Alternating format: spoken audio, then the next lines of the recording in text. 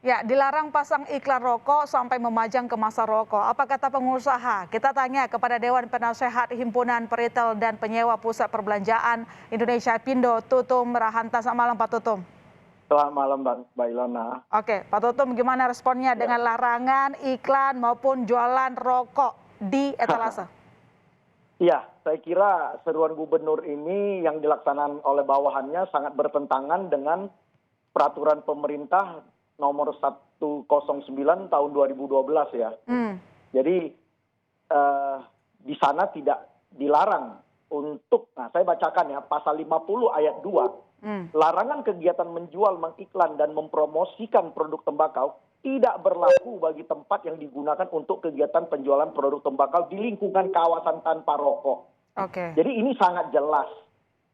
Segala tata cara aturan, mulai dari periklanan, tempat peredarannya, hingga pemajangannya pun sudah diatur gitu Mbak Ilona. Tetapi pemerintah daerah saya lihat terlalu kreatif.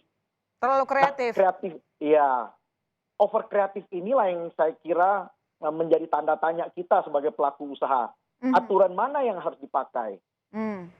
Tanda tanya Kalau tersebut sudah ditanyakan ke regulator, Pak Tutum, misalnya ke... Oh, sudah. Teman-teman sudah komunikasi. Oh, responnya gimana, Pak? Kadang-kadang ada masih simpang siur bahwa ya tidak sejauh itu, tetapi bawahannya menjalankan begitu. Nah, ini kita kan harusnya, ini kan perlu kepastian, di mana kami ini kan salah satu kontributor lah terhadap pendapatan negara. Kalau kami dilakukan dengan begini terus, saya kira orang sangat takut ya akan investasi ya Mbak Ilona. Ini yang saya kira bukan soal rokok boleh dan tidaknya lagi, tetapi kepastian-kepastian dari tata cara aturan mana yang harus kita patuhi, gitu. Terus aturan yang tidak selalu sinkron bikin pengusaha bingung, bikin calon investor juga bingung gitu ya? Barang ini tidak dilarang kok. Memang industrinya ada, tata cara peredarannya diatur, siapa yang boleh memiliki, siapa yang ini. Sampai tempat pajangannya kami sediakan secara spesial dan tidak melanggar aturan peraturan pemerintah nomor 109 ini. Terus apa gitu? Nah, kalau mereka boleh dengan suka-suka, kita juga nggak tahu nanti merembet ke produk-produk yang lain. Terus kenapa hanya minimarket atau modern trade? Ini hanya nggak ada 5% loh total pangsa pasar kami. Terus bagaimana dengan yang lainnya, warungan yang lainnya? Saya kira ada sisi keadilan juga yang harus kami pertanyakan.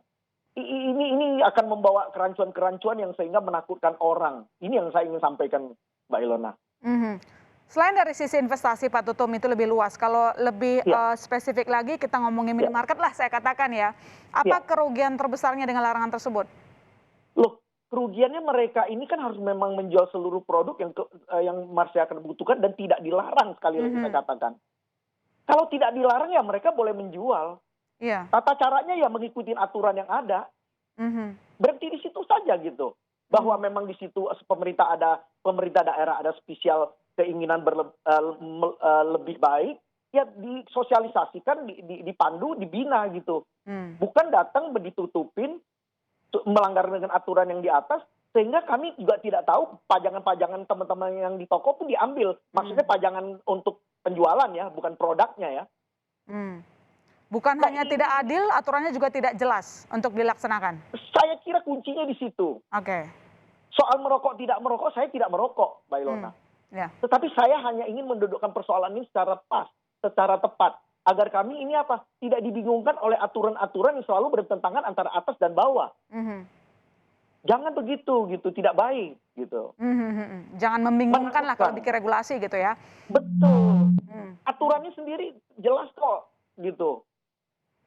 Tidak dilarang. Tapi seruan ini kan lebih kuat daripada aturan di atas. Kita juga bingung gitu. Kami harus mengadu kemana gitu.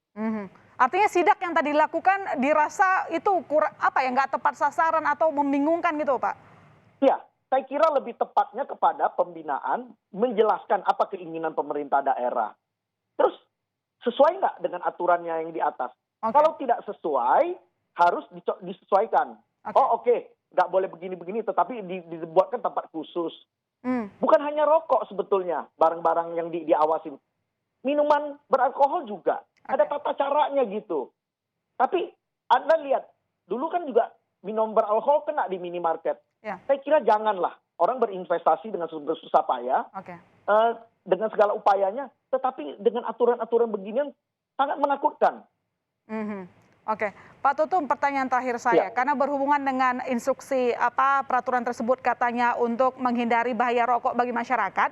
Kalau dari sisi Ya. minimarket maupun supermarket begitu, apa saja yang sudah dilakukan agar penjualan rokok itu sesuai aturan? Misalnya aturan batasan Ya. usia 18 tahun gitu kan? Oh, itu sangat jelas itu. Hmm. Di setiap penempatan, kalaupun memang di situ ada petunjuk tentang rokok, di situ juga jelas ada tulis 18 plus gitu, Mbak Ilona. Ya. Terus kalau si kasir merasa ragu, yang si pembeli tidak sesuai dengan si kapasitas yang bisa membeli, mereka bisa merecek Oke. tentang keabsahannya, yang siapa yang boleh membeli dan siapa yang tidak. Nah, kalau mau dilanjutkan dengan yang lain-lain, mungkin tempatnya lebih dibikin spesial atau apa. Yang sekarang pun sudah dibikin spesial, tidak bisa Oke. dijangkau oleh anak-anak. Terus ibu Oke. hamil tidak boleh, tempat Ya. ibadah tidak boleh, rumah sakit tidak boleh. Banyak ketentuan-ketentuan itu, Mbak Ilona.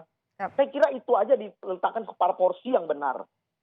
Oke, baik. Semoga rasa kesal Pak Tutum dan juga teman-teman ini dapat didengarkan oleh regulator Ya. dan nanti bisa duduk bareng ya Pak, supaya kebijakan Kita itu hanya tadi keinginan pro investasi, pro juga untuk kesehatan masyarakat gitu. Pak Perlu Tutum, kepastian, Nak. baik. Terima kasih Pak Tutum telah bergabung di Berita Utama. Sehat Terima selalu. kasih. Selamat malam.